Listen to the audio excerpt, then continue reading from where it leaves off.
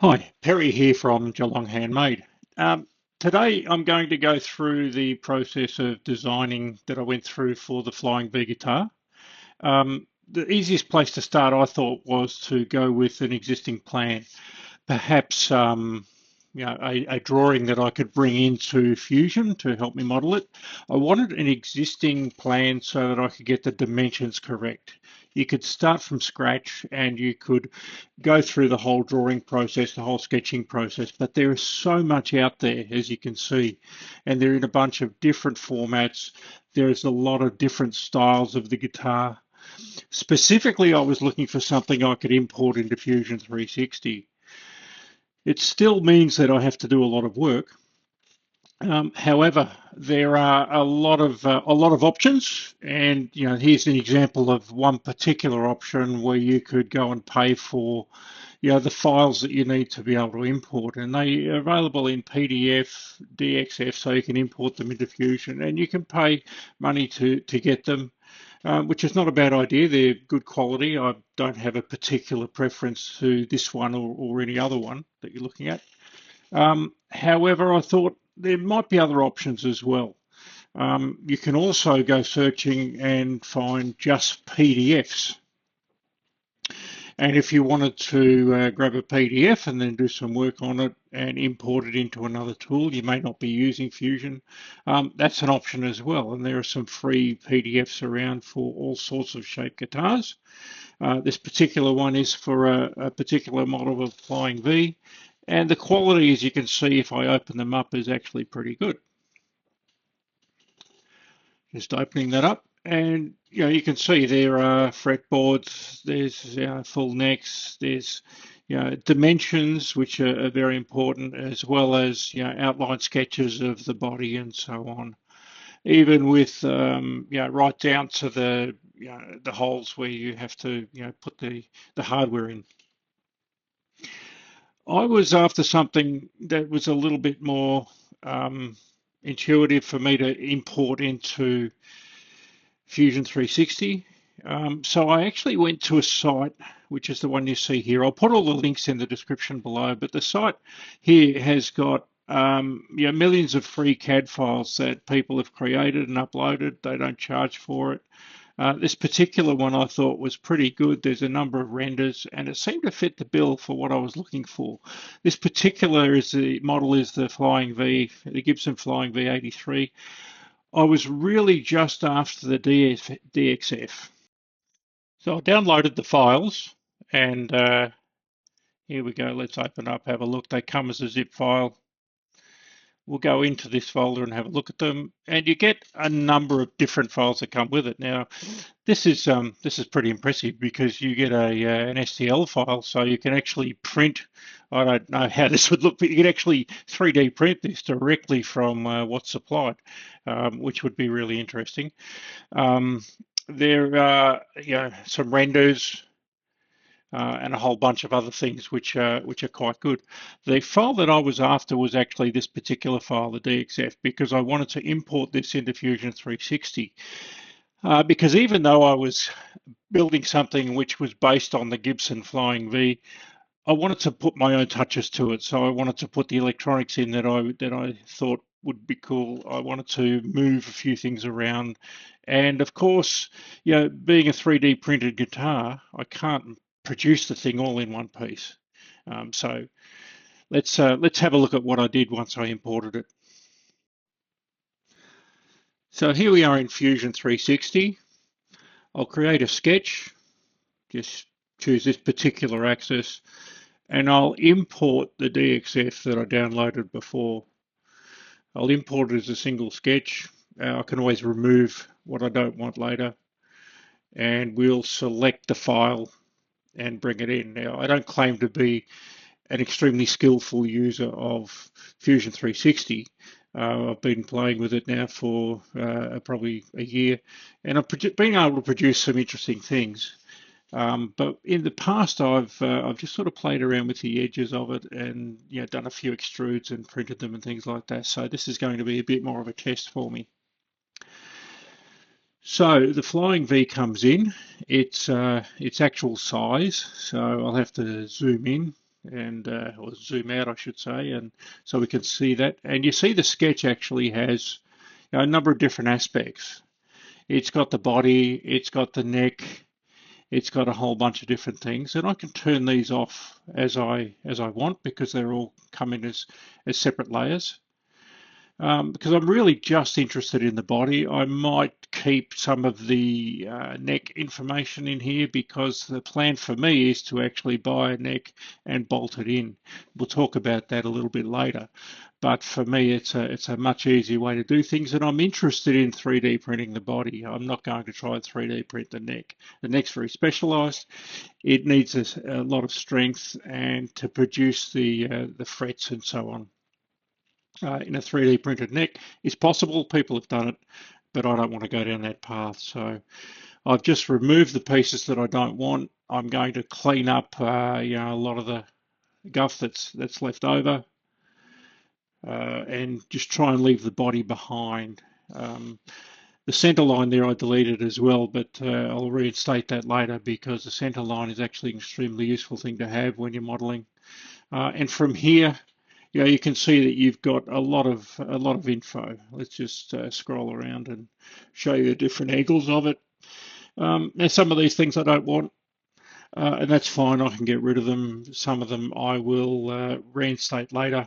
But from here, I mean, if you wanted to, you could just do an extrude and create a simple body with what you've already got. Having the actual dimensions saved me quite a lot of time in terms of my sketch, and yeah, I thought it was well worthwhile.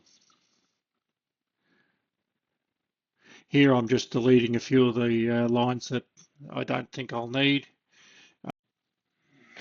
And you'll see that there are things like scratch plates, there are, you know, string plates, there's room for pickups, there's all sorts of things in here, and you can modify them now as you want to suit what you want to put in your own design. Now, it doesn't end there, of course. You have to think about what this is going to look like in a three-dimensional form. And you also have to think about, you know, what sort of pieces of hardware and so on you want to put in this. But it's a really good starting point. So I'm just going to save that and we'll go from here in just a second. Here's an early version of the sketch. I took the one that we had before and I've cleaned up a whole heap of the lines, removed a whole heap of things that I didn't want. I have an idea for the strings to pass through the body that doesn't include the V-shaped plate on the face. And I've also, you know, put some outlines around some of these pieces. Now you'll see here too that I've already started thinking about how I'm going to print this because this needs to be, this is a large guitar, and it needs to be printed on a 3D printer which has got, you know, a cubic size of 256 by 256 by 256 millimeters. That means that it has to be cut into pieces and then joined together somehow. So there's a lot of extra work involved in doing that. If you were making this out of one solid piece of wood, then you wouldn't need to worry about cutting it up. But as we go to a later version, you'll see that I've started thinking about how I'm going to separate this and how I'm going to join it together. I still haven't done any extrudes, so there's no body to show yet. I'm still working on the sketching stage.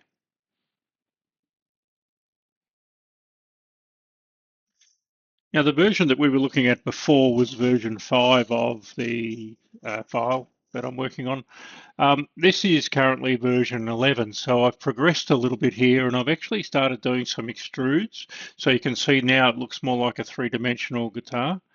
I've done a couple of other things. I've moved a hole down the side here. That hole there is for the jack, the jack to go in. Which is going to have a cable on it, of course. I've put some holes in here for the pots, so for volume, for switch, and for tone. I've marked out the areas for the humbuckers, and on the back there, you can see that I've got that cavity there for the electronics to go in. Now that the cavity will actually, that could change, right? We could actually change the shape of it. I might fiddle around a little bit with that, but of course I've got to think about what components I'm going to put in there and how much space I need for the components. So that's all going to change. But this is sort of the early stage of having something which is three-dimensional. Now the thing about this is that currently, I don't actually have the neck. I don't have a lot of the hardware. I've ordered, what I think I need. So this could change later, depending on the actual dimensions of things that turn up. Sometimes you have an idea of the size of things based on what you're buying. There are some diagrams, and the actual item, when it turns up, might be slightly different. Not by much, but enough to make a difference in terms of the design and the printed product. So again, here's a later version of the same item, and it looks fairly similar. You can see it's progressed a little bit. I've put some holes in here and some mounting points and so on for a bridge. But one of the things that I have done, and I've expanded this body section here, is you can see that I've actually started thinking about how I'm going to split this and print it. So if I turn off some of these body sections, you'll see that I have separate pieces that then I can export and I can bring in. The other thing too is that I've actually started thinking about how I'm going to wire the electronics up. So I've got these two pickups here, and somehow I have to be able to, get the wires through to those pickups and into the cavity that's in the, in the bottom of one of the wings. I call them wings because that's kind of what they are. And if we have a look underneath, we'll see that, I've got the holes coming out here. Now, I'll just bring that around there. You can see those holes there that go through into the main part of the body. Now, the other thing about 3D printing these things is the core, the piece down the middle, actually has to be very, very strong. If you've looked at other people's videos of how they've created guitars and so on, it's a common theme. When you print them, they have to be strong. And one of the things that I'm doing is I actually want to put a couple of metal rods through the center there, because you can imagine the forces of the strings on the neck and that central part of the body are quite high. So if I reinforce that with some steel, that's going to save me a little bit of aggro later on, I think, if things start moving and bending around.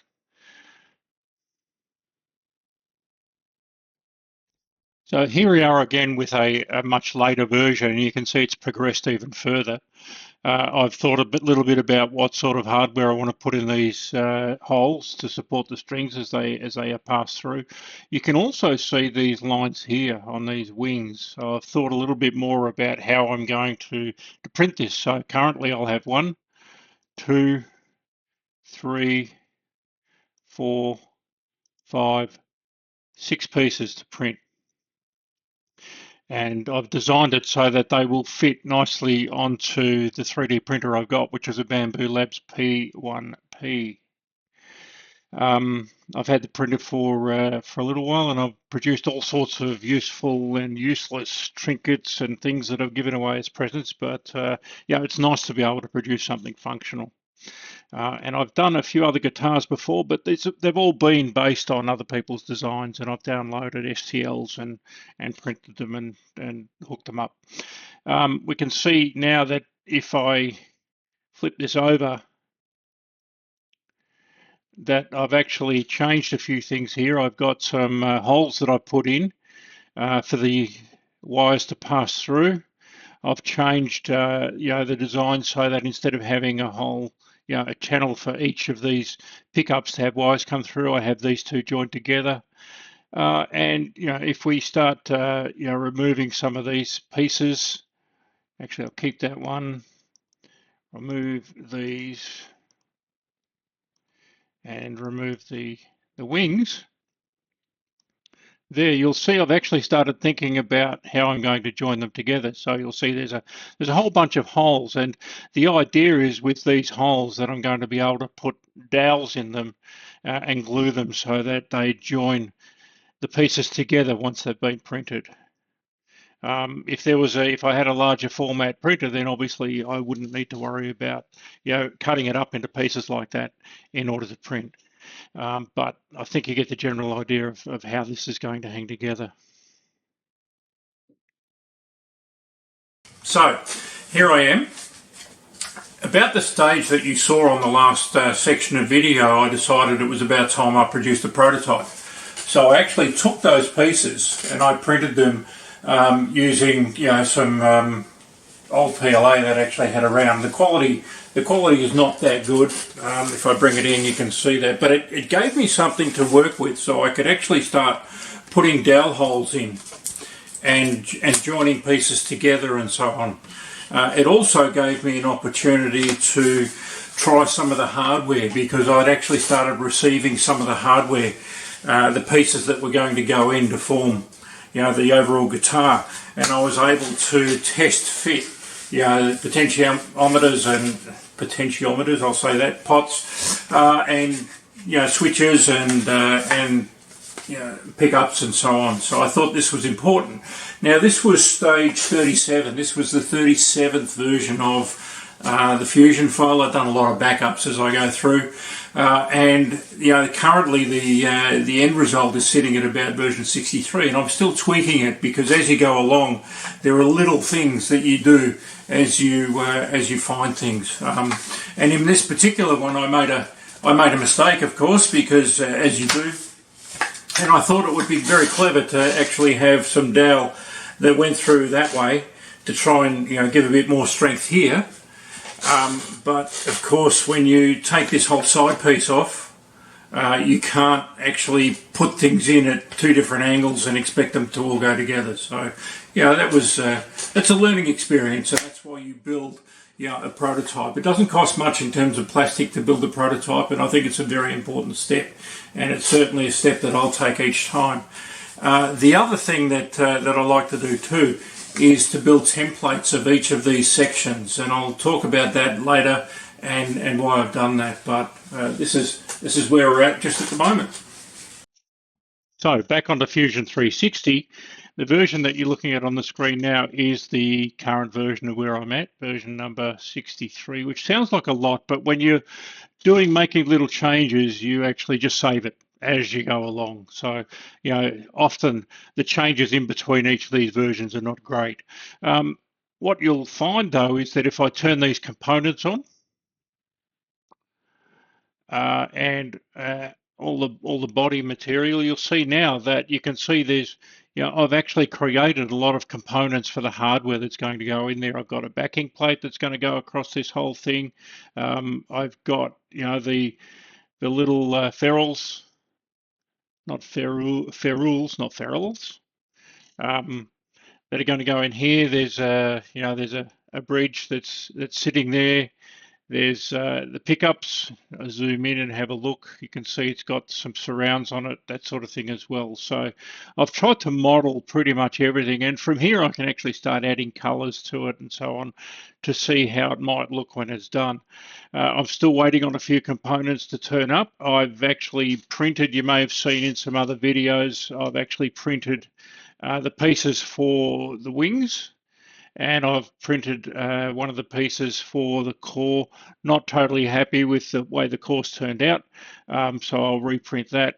But there's still some work to do, and as we go in, I'll create some other videos just to show you how it all comes together. But that's essentially what I was thinking through with the design process. This is something that I've done off my own bat. I haven't really sort of looked at how other people have done it, and the way I do it may not suit everybody. That's perfectly okay. We'll see if I can come up with something that plays and looks pretty good at the end of all this. So stay tuned, and if you like what you've seen, just subscribe and like it. Thanks very much.